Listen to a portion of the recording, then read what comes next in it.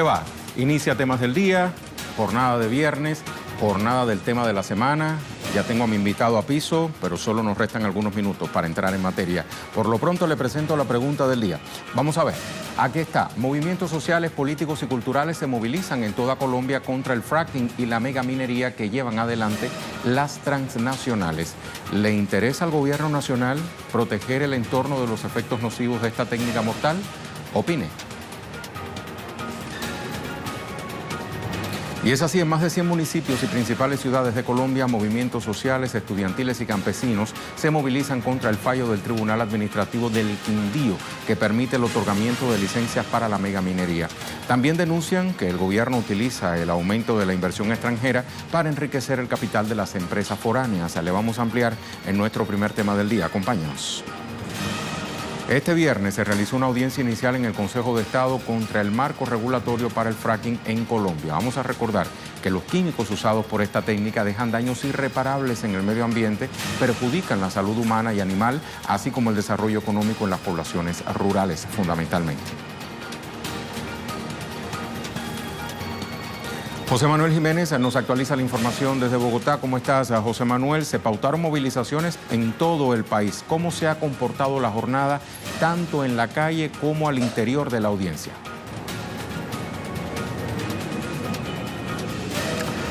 Rey, televidentes, buenas tardes. Efectivamente, esta jornada se ha llevado en completa normalidad, en completa calma. Las movilizaciones en más de 100 municipios en todo el país, en donde le exigen al gobierno nacional detener la práctica del fracking, que es la fracturación hidráulica para conseguir nuevas reservas de petróleo. ¿Qué consiste esto? Simplemente consiste en quebrantar esos depósitos de petróleo que están cubiertos por piedra y que no es fácil el acceso por medio de tubería. ¿Y cómo hacen esto? Por medio de inyección de agua, de fuertes cantidades de agua para poder trozar, para poder fracturar la roca. ¿Y esto qué conlleva? Pues conlleva a la contaminación descontrolada, porque no es una forma controlada que se puede hacer realmente, del subsuelo en las regiones. Y esto también conllevaría a la contaminación de algunos depósitos de agua subterráneos, que son los que alimentan los diferentes campos en el país, y que conllevaría también a la contaminación de los ríos y los alimentos en estas regiones del país donde se pretende llevar a cabo esta práctica de fracking, fracturación hidráulica, para sacar más petróleo y gas en el país. A esto es lo que se oponen las comunidades en Colombia, y por eso se han hecho consultas populares para votar si se quiere o no se quiere hacer este tipo de exploraciones. Pero el marco regulatorio en Colombia no es claro aún. Luego de varios informes que dan cuenta de los perjuicios de esta práctica, el gobierno nacional insiste en querer llevar a cabo esta fracturación hidráulica en diferentes puntos del país, llevando la contraria a informes tan importantes como el de la Contraloría General, que detalla esas afectaciones en las regiones del país. En eso está el Consejo de Estado hoy, en la audiencia pública inicial de demanda del marco regulatorio de esta práctica. Esta audiencia ya terminó y quedó para continuar el próximo 19 de junio y lograr recibir también de diferentes sectores las proposiciones o los conceptos que llevarían al Consejo de Estado al final a tomar una decisión si en Colombia se puede o no realizar este tipo de exploraciones. Muchísimas gracias, José Manuel, por esta relatoría que nos acabas de ofrecer. En redes sociales, diversos usuarios se manifestaron contra la ejecución del fracking en Colombia. Por ejemplo, lo hizo Juan Miguel. Vamos a ver qué dice. Salento es el municipio más grande del departamento del Quindío, con una superficie de 377.067 kilómetros cuadrados, donde existen más de 3.000 afluentes hídricos que abastecen a casi 400.000 habitantes de Armenia, Circasia, de Baida y Salento. Salento, destino sostenible, es la etiqueta que posiciona. María Fernanda Matus, No al fracking ni a la minería contaminante. Esta lucha es una de las más importantes, es la lucha por el agua, la naturaleza y la vida. Exigirle al capitalismo salvaje un desarrollo sostenible es nuestro derecho.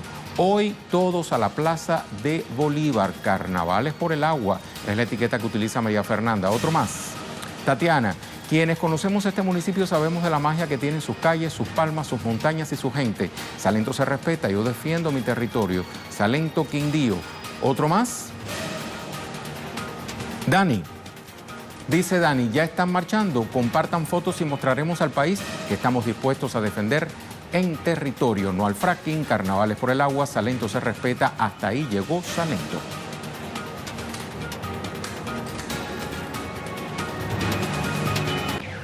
Ahora bien, un estudio realizado por la Autoridad Nacional de Licencias Ambientales de Colombia sobre las consecuencias reveló lo siguiente. Hay 25 kilómetros contaminados del río Somagoso, 49 cuerpos de agua debido a la explotación del petróleo y el gas en la zona. En 2018 se registraron 2.500 animales muertos y 9 personas están en estado grave de salud como consecuencia de la contaminación de las aguas. Miles de campesinos denuncian que se quedaron sin sustento. Expertos aseguran que los daños ambientales serán reparados en un lapso no menor de 20 años.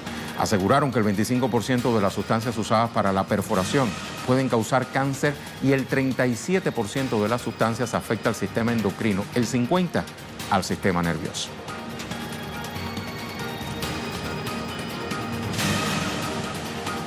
Nuestro corresponsal nos explicaba grosso modo qué es el fracking, pero nuestra casa informativa también nos lo explica a través del siguiente material. ¿Qué es fracking? La fractura hidráulica, comúnmente conocida en inglés como fracking, es una técnica para posibilitar o aumentar la extracción de gas y petróleo del subsuelo. Una mezcla de 100.000 metros cúbicos de agua tratada químicamente y arena son inyectadas al subsuelo para generar la fractura de la roca y liberar el gas o el hidrocarburo. El pozo se encuentra recubierto por varias capas de acero y cemento con el objetivo de evitar fugas.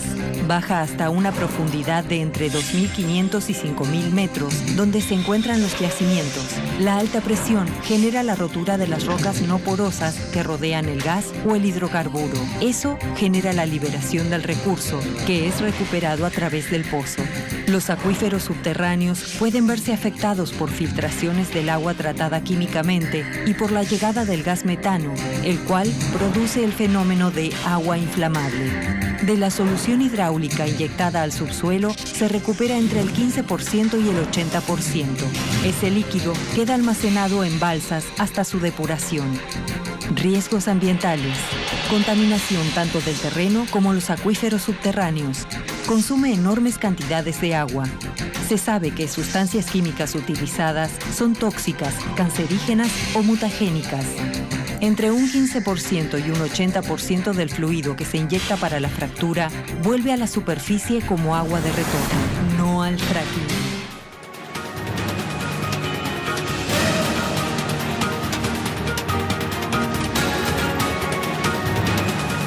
Ahí tenemos nuevamente la pregunta del día. Movimientos sociales, políticos y culturales se movilizan en toda Colombia contra el fracking y la megaminería que llevan adelante las transnacionales. ¿Le interesa al gobierno nacional proteger el entorno de los efectos nocivos de esta técnica mortal? Opine.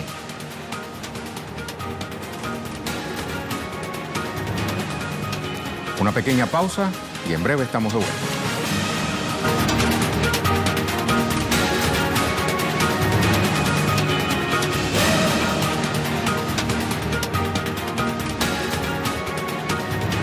Estamos de regreso. La primera ministra británica Theresa May firmó hoy su carta de dimisión como lideresa del Partido Conservador, aunque permanecerá como primera ministra en funciones hasta la elección de su sucesor, prevista para finales de julio. Se abre así un proceso de sucesión marcado por la forma y el proceso del Brexit. Vamos a hacer un recorrido por nuestro segundo tema del día. La salida del Reino Unido de la Unión Europea será el primer reto que enfrentará el nuevo jefe de gobierno en la segunda mitad de mes. El proceso, que inicia el próximo lunes 10, se establecerá como plazo para la inscripción de candidaturas. Prosigue la fase donde el Parlamento, con mayoría conservadora, debatirá y votará por los candidatos hasta que solo queden 2. El día 13 se celebrará la primera votación, mientras las sucesivas, en caso de ser necesarias, tendrán lugar entre el 18 y el 20 de junio.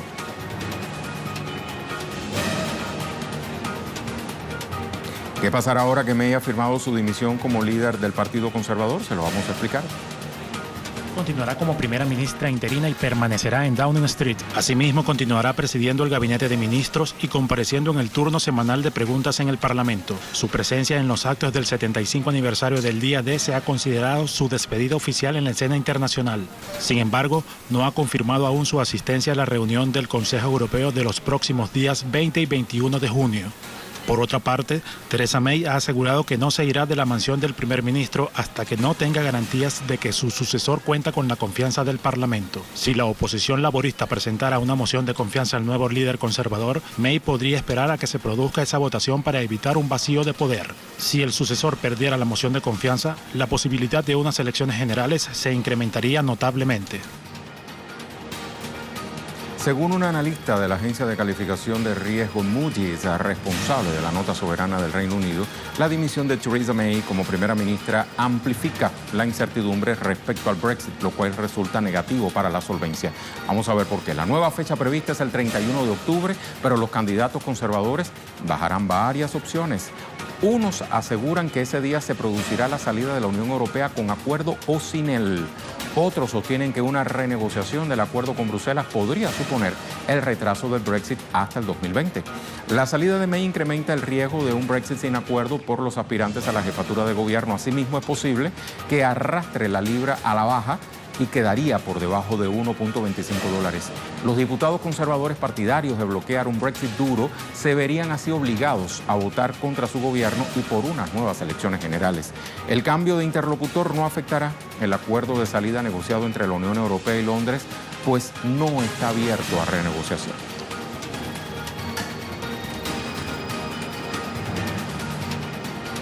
Recordamos a la dama de hierro, pero ahora vamos a hablar de la llamada primera ministra del Brexit. ¿Quién es? Aquí le presentamos su perfil. Nació en 1965 al sur de Inglaterra y aunque estudió geografía en la Universidad de Oxford, siempre estuvo interesada en la política, donde se abrió camino como concejal en Londres. Tras un par de intentos en las elecciones generales de 1997, obtuvo su primer asiento en la Cámara de los Comunes por el Partido Conservador. 5 años después, fue nombrada presidenta de su partido y se convirtió en la primera mujer en asumir el cargo. En sus primeros años como parlamentaria, May ocupó distintos cargos en la oposición. En 2010, el primer ministro David Cameron la nombró ministra del Interior y ministra de Mujer y la Igualdad. En 2016, Theresa May se presenta para suceder a Cameron y gana en un proceso con poca competencia. Fue entonces cuando inició la batalla para determinar las cláusulas del contrato de divorcio del Reino Unido. La batalla por el Brexit provocó la renuncia de más de una treintena de sus ministros, incluyendo sus más cercanos afines a la propuesta. Aunque May continuó con la carrera por el Brexit, no pasó el primer examen. El pasado 15 de enero de este año, los parlamentarios dicen no al acuerdo para la salida del bloque comunitario. El 12 de marzo, la Cámara de los Comunes ratifica su negativa con 391 votos en contra.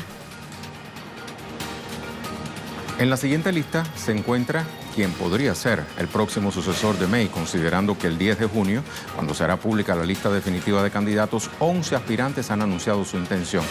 Aquí quienes poseen mayor índice de aprobación. Boris Johnson fue alcalde de Londres, posteriormente ministro de Asuntos Exteriores hasta 2018. Se encuentra en primer lugar de las encuestas. A pesar de ello, no tiene una imagen sólida debido a sus cambios de postura en el pasado. Andrea Leadsom es partidaria del Brexit y líder del Parlamento. Presentó su dimisión por su total desacuerdo con el nuevo plan presentado por la primera ministra, que incluía la celebración de un segundo referéndum sobre el abandono de la Unión Europea. Dominic Raab fue secretario de Estado para el Brexit entre julio y noviembre del 18. Ha sido diputado desde el 10, ya ha pasado por varios despachos ministeriales, es partidario de más agresividad con la Unión Europea y apuesta por una salida dura, sin consensuar. Amber Rudd ha sido diputada desde el 2010, se desempeñó como secretaria de Estado para la energía y el cambio climático en el gabinete de Cameron. Posteriormente, ya con May al mando, fue ministra de Interior y secretaria de Estado para el Trabajo y las Pensiones. Es una de las pocas candidatas que defiende la permanencia del Reino Unido en la Unión Europea. Michael Gove lideró la campaña de Brexit junto a Johnson y May, quien en 2017 le nombró ministro de Medio Ambiente, Alimentos y Asuntos Rurales. Ha sido uno de los miembros del gabinete que se han mantenido leales a la primera ministra hasta el final. Ahora es importante también ver qué ha señalado el bloque europeo sobre este particular. La Unión Europea ha ratificado que en un escenario sin acuerdo no cortaría el acuerdo comercial con Reino Unido hasta que se resuelvan los temas que resultaron más polémicos, como la frontera irlandesa o el proyecto de ley de divorcio. En este sentido han explicado que si la nación no está dispuesta a comprometerse con la polémica cuestión de la frontera irlandesa, el país tendría que soportar el impacto de funcionar sin un acuerdo comercial con su vecino más grande. Por consiguiente, las fábricas se cerrarían, los empleos se perderían y los consumidores serían derribados. El presidente de la Comisión Europea, Jean-Claude Juncker, sostuvo que mantendrá el mismo nivel de respeto y diálogo con quien suceda a May como primer ministro del Reino Unido. Pero Bruselas tiene claro que el cambio de interlocutor no afectará el hecho de que el acuerdo de salida negociado entre la Unión Europea y Londres no está abierto a renegociación.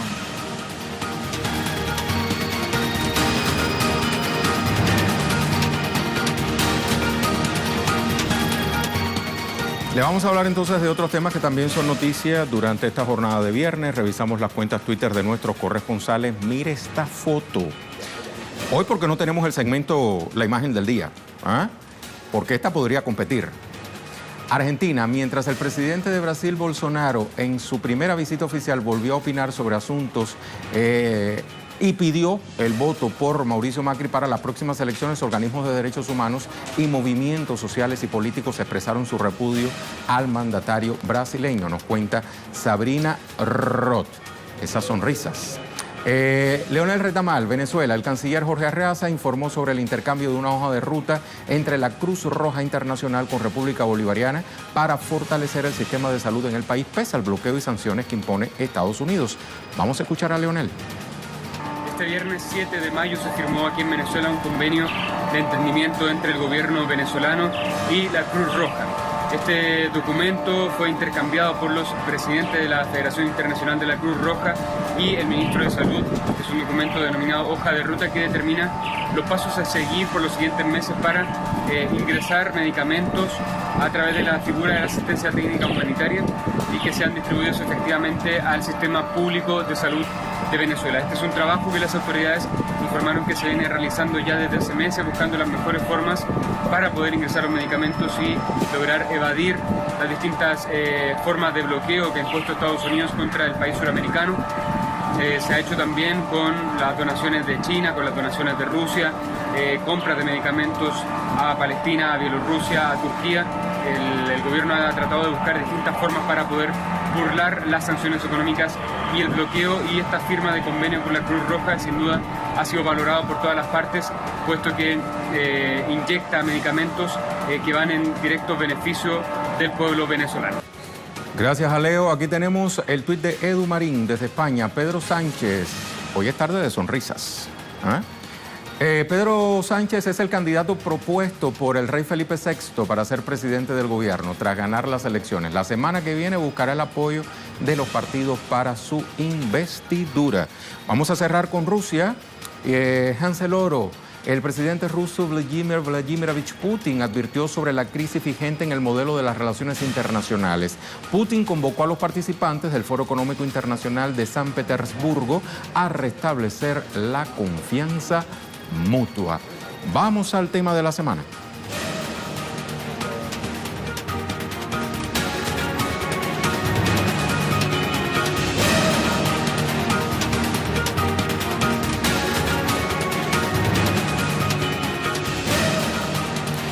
Y en nuestro tema de la semana vamos a hablar de México y Estados Unidos. Está en curso esto.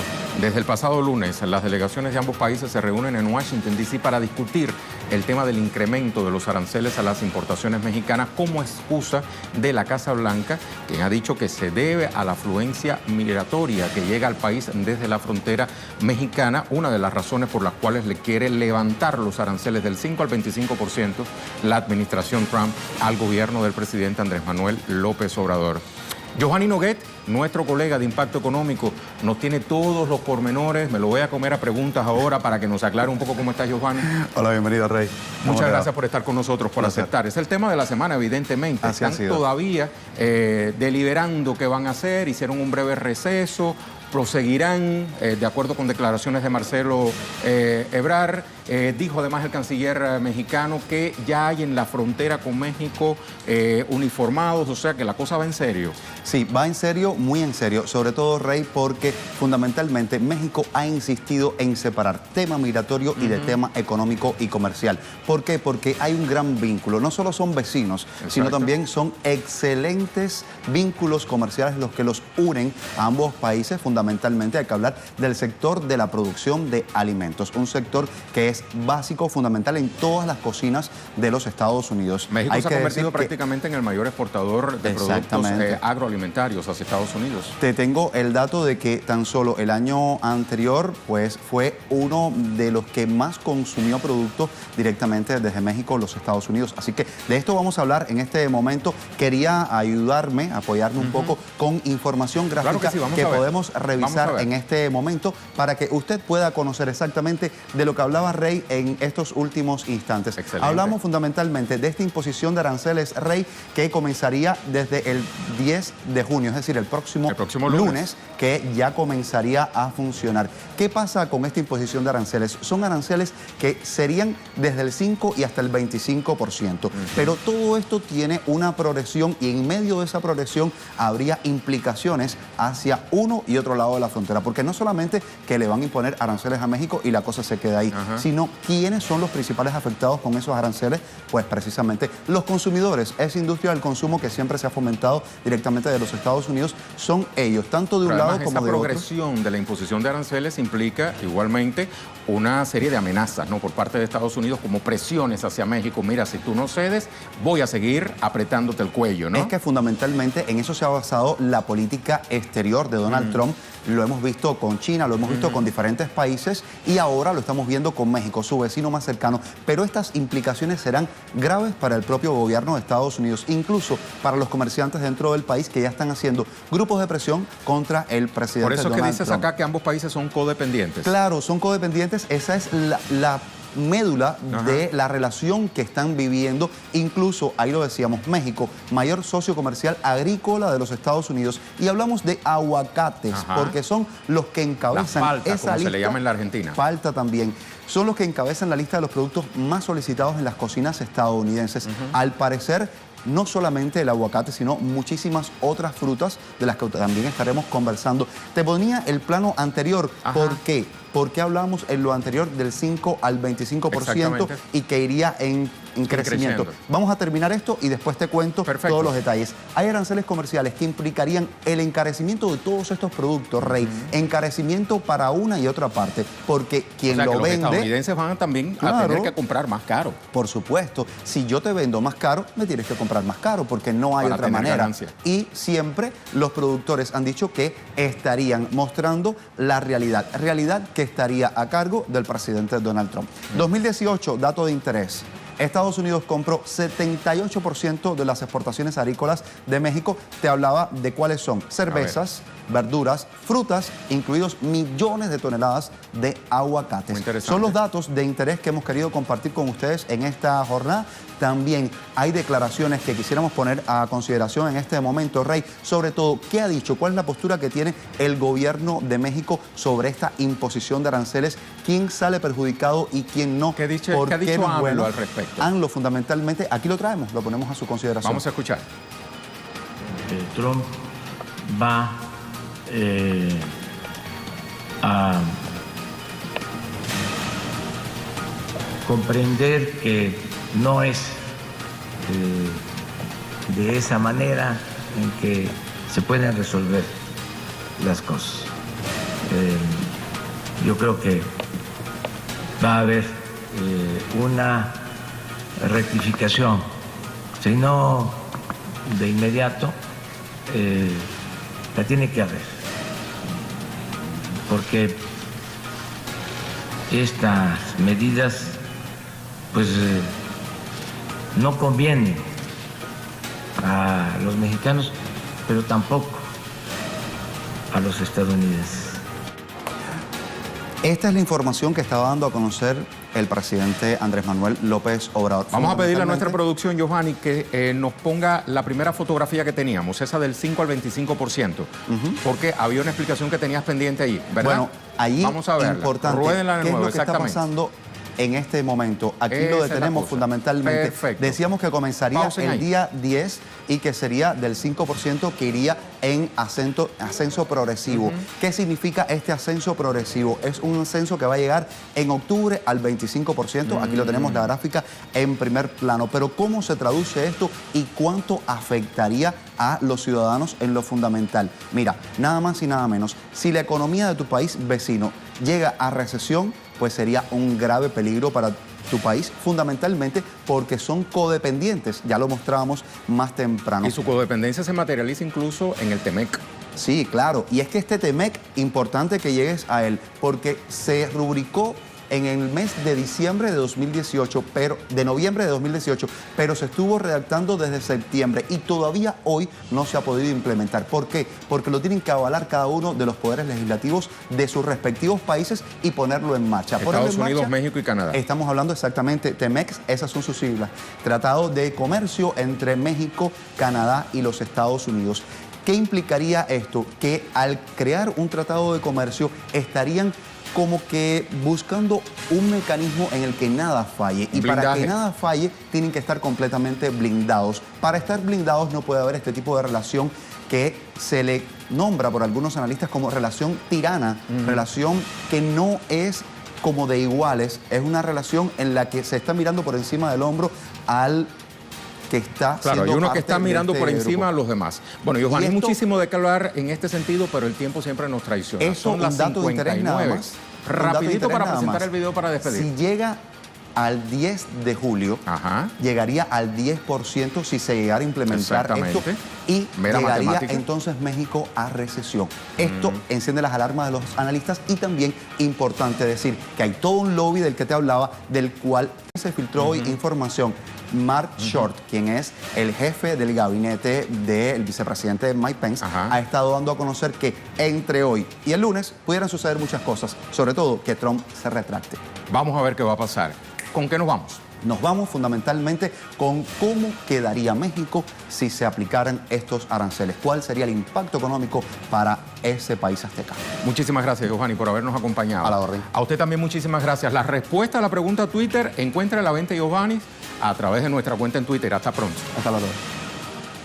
La Cancillería mexicana Marcelo Ebrard afirmó que el plan arancelario de Washington y la cancelación de los programas de ayuda a los países del norte de América Central debilitará la capacidad de Estados Unidos para ayudar a detener el flujo migratorio.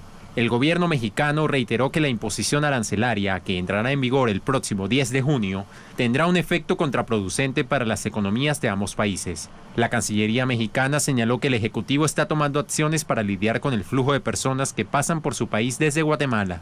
Igualmente, anunciaron la entrega de un documento a funcionarios norteamericanos, donde se detalla el impacto de los aranceles para ambas partes. Se tiene previsto que el miércoles 5 de junio, los jefes de las diplomacias de ambos países sostengan una reunión para abordar la temática.